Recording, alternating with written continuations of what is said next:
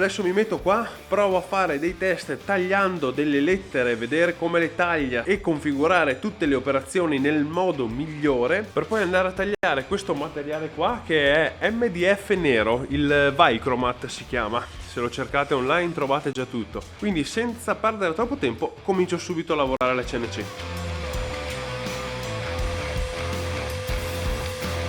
Allora, primo test facendo prima svuotamento e poi la traccia, facendo in questo modo. Ovviamente è saltato via il pezzettino qua perché avendo fatto lo svuotamento non c'era più ciccia dove mettere le tab. Per cui rifacciamo un'altra prova per capire i processi esatti per arrivare a fare una lettera perfetta.